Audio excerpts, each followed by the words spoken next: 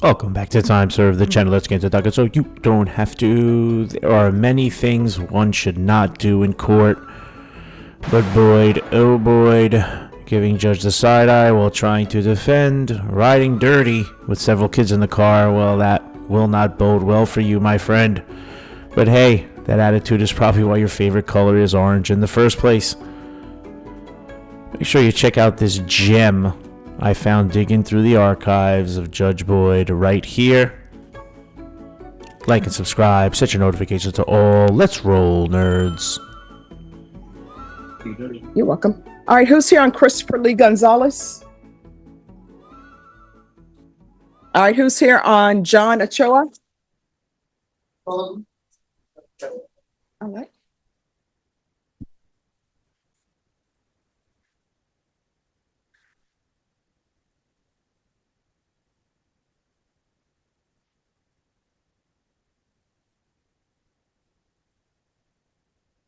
All right, court is calling 2024 CR 008773, State of Texas versus John Anthony Ochoa. Can I have parties announced for the record for the state? Andrew Harrison. Defense? Scott Sullivan for the defense. And are you Mr. Ochoa? Yes, ma'am.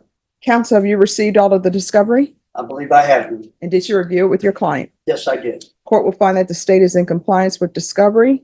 Mr. Ochoa, did you review the document entitled Application for Deferred Adjudication or Community Supervision with your attorney? Yes, ma'am. Did you understand it? And did you sign it? Yes. Counsel, is this an application for both deferred or in regular probation? I would say deferred is the agreement we have with the state. Okay. All right. Did you review the true bill of indictment with your attorney?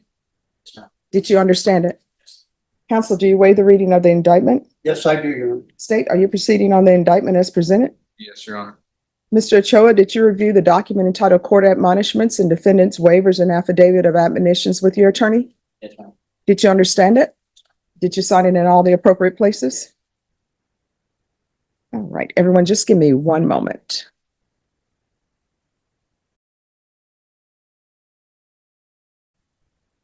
All right. So, did you understand the state is proceeding on possession of a controlled substance, penalty group 1, 4 to 200 grams?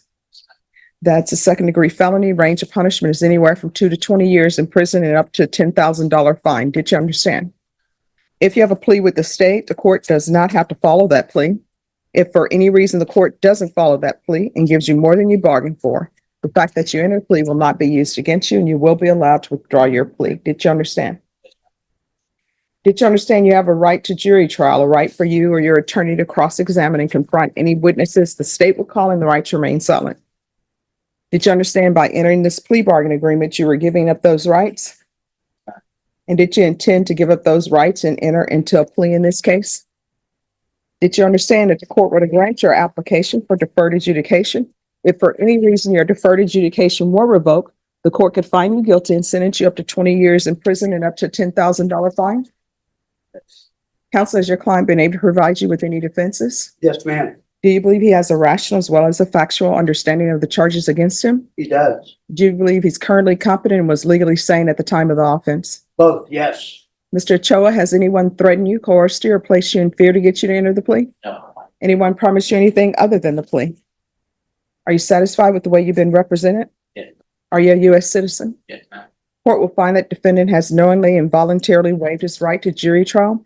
Did you review the plea bargain page with your attorney? Did you understand it? According to the plea, the state is recommending deferred adjudication. Did you understand that to be the plea? Defense, is that the plea? Yes, it is. State, is that the plea? Yes, Your Honor. Did you review the waiver of appeal paragraph with your attorney? Did you understand it and sign it in both places? Yes, I did. Did you understand by signing that you're waiving your right to appeal? The only items that can be appealed are written pretrial motions that have been filed, heard, and ruled upon by the court. Did you understand? Counsel, are there any such motions? No, Your Honor. Outside the agreement, the state is requesting that your deferred adjudication be for a term of 4 years. There'll be a TAP evaluation, 200 hours of community service restitution, and the DOEP course. Did you understand those were recommendations from the state and the court does not have to follow those recommendations? Then to the offenses charged, how do you plead? Guilty, not guilty, or no contest?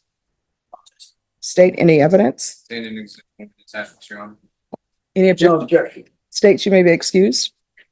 Did you review the waiver and consent to stipulation of testimony and stipulations with your attorney? Did you understand it and sign it in all the appropriate, review the same? That the probation office found Arrested. Doing what? I was at Burger King. How far did you go in school? I dropped out senior year. Why? Why?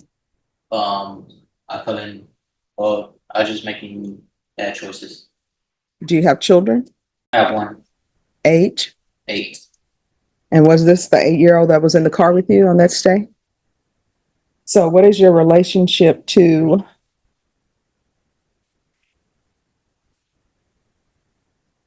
just one moment. Jada Morrison? She was a friend. And there were children in the car, correct? Were they her children? Yes. And how old were they? 7, 5, I think, and I think 4. When's the last time you saw your child? Before I got arrested. Why would y'all have marijuana and drugs in a vehicle, first of all, to begin with, but then having it in a vehicle with a 7, 5, and 4-year-old? And the car smelled like marijuana, so that means that people were smoking marijuana in the car over a 7, 5, and 4-year-old. What do you think that does to their brain cells? Not good for them. I mean, I'm trying to figure out, what are people thinking when they're driving in a vehicle and smoking marijuana and doing drugs in a vehicle with children who are 7, 5, and 4? I mean, what's your thought process? Do you still light it up even though children are in the back seat? Are you thinking, what are you thinking? I wasn't smoking or doing that.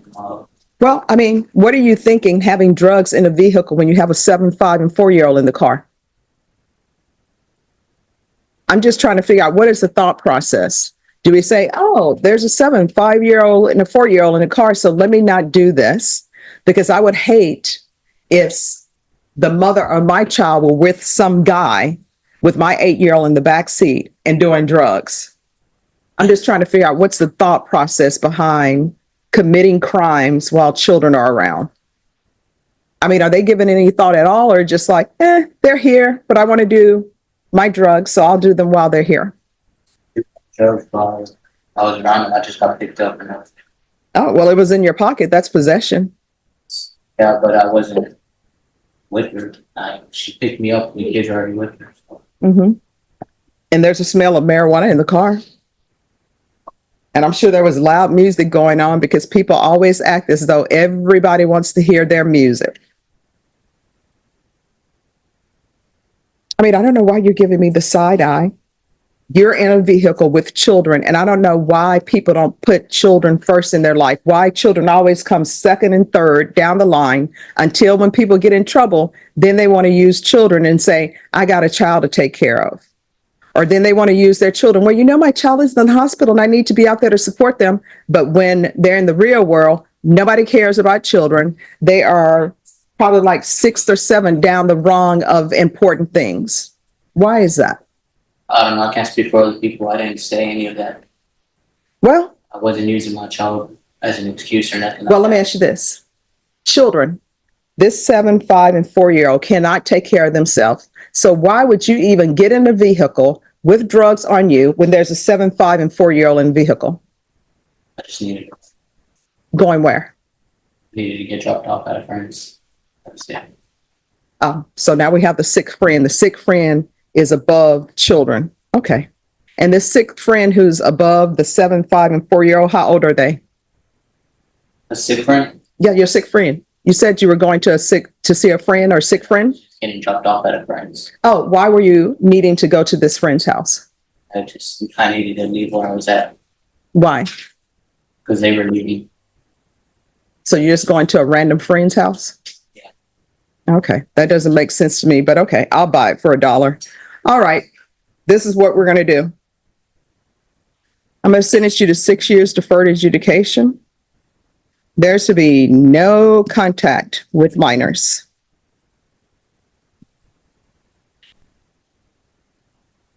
And was Child Protective Services called during this time? Mother with drugs and somebody else in the vehicle with drugs? Yeah. Was Child Protective Services called out to the scene? What did the police do? Did they just let her go on her way with her 3 children? Yeah, Well, hopefully somebody will help the children. There's to be no contact with minors. There's to be no contact with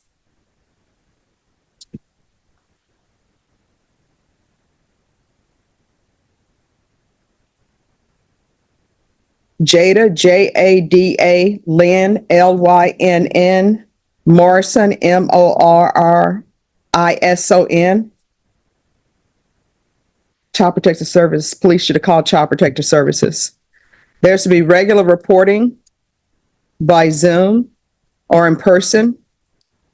There's to be regular random UAs. Who do you stay with? I'm gonna be staying with my parents. Did you pick up the phone and call them and ask them you could say? Oh, yeah.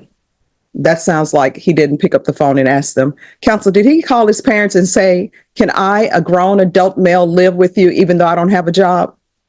No, All right. There's going to be partial GPS, waive fees, and it's for employment. So that means that you getting rides to be with at some friend's house, that's not happening.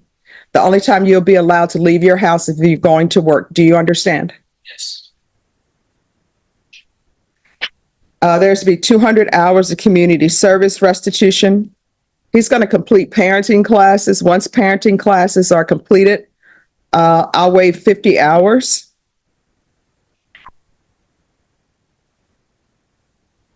And then the remaining hours will be waived once he obtains his GED or is in some type of trade school. And if CPS is involved, CPS compliance.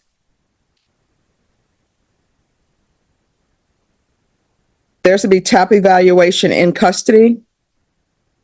Follow recommendations. Field visits, 1 time per month for 4 months. Proof of employment.